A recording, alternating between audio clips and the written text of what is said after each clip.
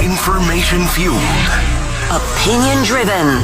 This is Nashville's Morning News with Dan Mandis. And so, my fellow Americans, We talk news. 506 Nashville's Morning News on Super Talk 99.7 WTN. Good morning to your friends. Hope you're doing well and happy Friday. It is Valentine's Day, February 14th. Where's my flowers? Dan. I didn't get you flowers, Joan. You didn't? Where's my flowers? You know what? That was Malinoff's job. That was KGB's job. Oh. He Fell down on the job again. I gave him to my date from last night. Sorry. I thought he was a little down today.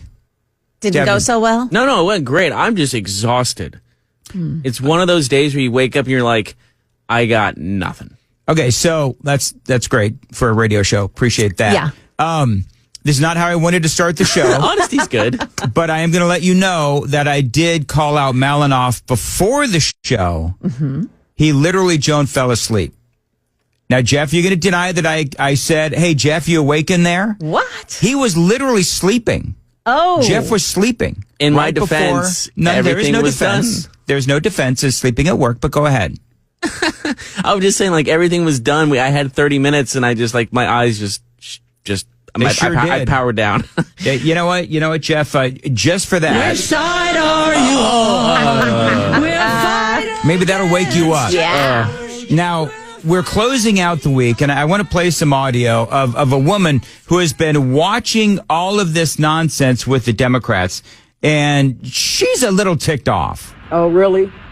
Y'all talk about taking what to the streets? I hear you Democrat politicians talking about taking something to the street. We got to use violence. Oh, yeah? Y'all want this smoke? Well, come on out to the street. Because there's a whole bunch of angry taxpayers, baby. And I don't think you got enough bodyguards for us, honey. So you watch what you say. And now y'all want to sing civil rights songs? What side are you on? What side are you on? I love this really? woman. We ain't on your damn side. We on God's side. Because y'all the devil. Y'all the devil. And how dare y'all talk about violence? The party of love and happiness. Yeah, right. Yeah, right. Bring it to the streets. Come on, I dare you.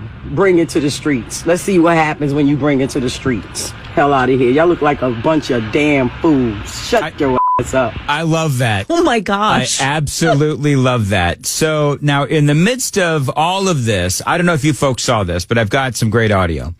There was a great House Foreign Affairs Committee hearing yesterday where the Republicans just absolutely unleashed on these stupid Democrats. you are paying for terrorism. This has got to end. That is Scott Perry. Now, I'm a big fan of a lot of what Scott Perry does. A big focus on yesterday's hearing was about how the American taxpayers, you and I, have been paying for terrorism through USAID. Quite honestly, if our enemies were asked to design a foreign aid program that would actively undermine the United States of America at maximum cost to the taxpayer, they would be hard-pressed to create a scheme more effective than USAID. I mean, they were talking about this for a good part of this hearing. You know that the United States has sent $2.1 billion to Afghanistan in the last couple of years.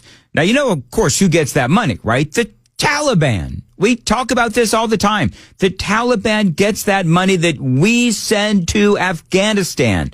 The Taliban, the terrorist organization.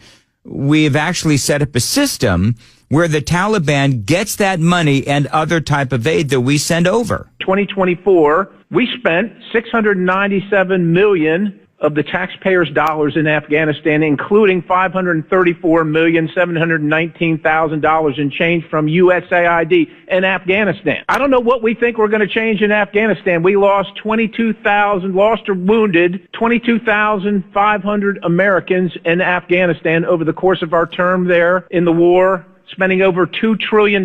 We're just going to keep on spending because somehow we think it's going to get better. And I mean, of course, that is an absolutely brilliant point.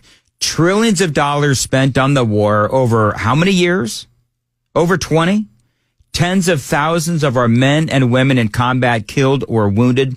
And I love how he says, and he's got a great point. He says, I don't know what we think that we're going to change in Afghanistan. And he's right. Trillions of dollars that we've spent on the war. Now billions of dollars in aid every single year. And here we are. What's going on in Afghanistan? It is a terrorist training ground. Women have absolutely no rights. They can't go to school. It's almost like we're back to square one in Afghanistan. Their economy is in tatters. They really don't have much of an economy. And you have to ask the question, why exactly is it we're bothering to send any money to Afghanistan? Because Scott Perry is right. Afghanistan's not getting fixed. We're not making a difference. All we're doing is propping up the Taliban. And so Perry was talking about that $697 million that we sent in 2024. There's actually a lot more that is being sent. The $697 million is on top of, and is in addition to the weekly to every 10-day shipments in cash of $40 to $80 million. Afghanistan is ruled by folks named Sarajuddin Haqqani. The Haqqani network mean anything to anybody in the room? It sure does to me. You know the Haqqani network, right, folks? The Haqqani network, and again, remember, the whole point of this is we're sending money to the Haqqani network. It's known for wanting that strict Islamic State in Afghanistan, very militant. This is a group that carries out suicide bombings, IEDs. You've got rocket attacks, kidnappings, and they go after U.S. and NATO troops. That's who we're paying through USAID. Now, it's kind of funny because as I was putting the segment together, I'm thinking, and I've said this before, you folks that have been listening for a long time know that I've said this before. It's not controversial, I don't think. But we always complain about how Iran is funding terrorism. Well, what the heck are we doing? Through USAID. We're doing the same thing. I mean, not quite as notorious as Iran is, but you get my point. If our taxpayer dollars are going to the leader of the Haqqani network, and the Haqqani network carries out terror attacks and attacks our troops and NATO forces, then that's what we're paying for. And it goes on. How about Abdullah bin Laden? Who gets some of that money? Does that name ring a bell to anybody in the room? Yep. Because your money, $697 million annually, plus the shipments of cash funds madrasas, ISIS, Al-Qaeda, Boko Haram, ISIS Khorasan, terrorist training camps. That's what it's funding. I mean, listen, remember, we've covered this before. One of the things that we do is we pay the families of these, I'm going to air quote this, these martyrs, the ones who died during the war when we were over there. We send their families money. They died literally trying to kill us and our troops. And we send them money. It is absolutely insane. Because ultimately, it is the Taliban that gets that money. And so it is so frustrating. Now, here's the thing, is that we've been covering extensively what USAID is all about regarding their insane and stupid spending. And there's so much news on this today.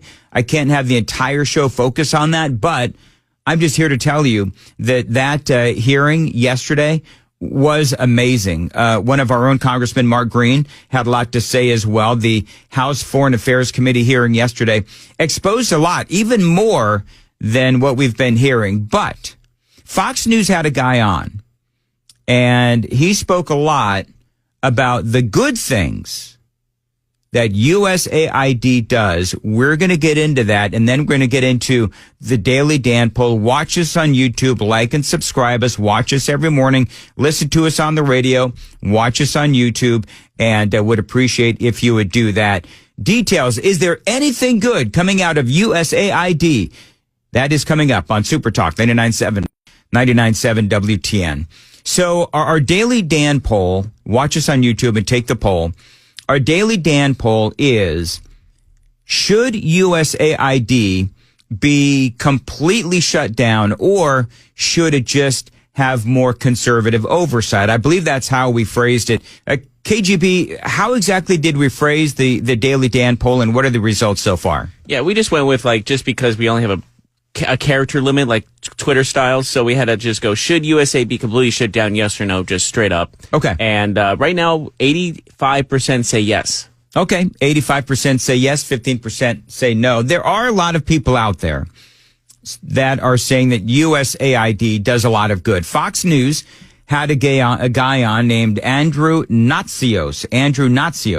And he used to run USAID many years ago. He does say that the agency does do a lot of good work, and he does say there's a lot of misinformation out there. Again, this was on Fox News. He said there was $50 million worth of condoms sent to Gaza. He meant what the record shows, it's Gaza, Mozambique, not... He's talking about Elon Musk. Gaza, Israel. And the project wasn't for condoms, it was for HIV/AIDS antiretrovirals. We sent condoms into Afghanistan, not to the Taliban, to health clinics that AID had helped build 25 years ago when I took over AID. And they were sent in because a famine is developing there. And the first people that die in a famine are children under 5, pregnant women, and lactating mothers. Most of the women who get pregnant now in Afghanistan will be dead by the end of the year because of the famine. That's the first thing you do to stop pregnancies in a civilized way. That's the best way is to condoms. So as far as the condoms go, yes, Elon admitted that they got that one wrong. My point would be, number one, you have to be right if you're holding that up as an example of poor USAID mismanagement and spending. But Elon admitted this, and he said nobody bats 1,000. But as far as the condoms going to either Africa or Afghanistan, I get what this dude is saying. But I actually wonder if they use these condoms in these regions of the world. I don't know. I don't know if they do or not. But as far as these condoms go, we do know that they have been used for terrorism in the past. And sending these condoms to Afghanistan, I would be willing to bet, knowing what we know, I just played you the audio about how all of that money ends up in the hands of the Taliban, be willing to bet those condoms do too. But this guy also brought up how USAID spreads Christianity through the world. $1 billion of AID money goes to Christian NGOs every year. I don't think Elon Musk ever told anyone that. That money is supporting dozens of church-based NGOs all over the world. Catholic, evangelical, Pentecostal. Well, just a quick note, those Catholic NGOs, some of them are responsible for bringing in illegal aliens and transporting them across America. So just little perspective there. In mainline Protestant, my church, the Orthodox Church, also gets funding. Samaritan's Purse, a very famous evangelical NGO, has got food in Sudan right now. Right. So it's not accurate. I might also add that many of the countries AID works in are, in fact, failed states. There's no government. There's no government in Sudan right now, and that's where Samaritan's Purse is, for example. And they're doing very good work keeping people alive in a famine. Right. All right. So what is this guy then? What does he say about how we fix USAID? Because you have a lot of folks, including Elon Musk and I believe Donald Trump, and they're saying that USAID has to be completely dismantled. Other people are saying, even this guy, who, by the way, is a conservative Republican, or at least that's what he says that he is. He worked under the Bush administration, and he is saying that, no, you shouldn't completely dismantle USAID because it does do, he says, some good work. And so that is why we asked the question on the YouTube page, and that is, should USAID be completely deleted, should be completely cut, or do we keep it with better management and keeping an eye on where the spending is going and the proper oversight? So we'll continue. And again, this guy, Natsios, he again used to work with USAID. He used to lead USAID. And so he's got a solution. What that is coming.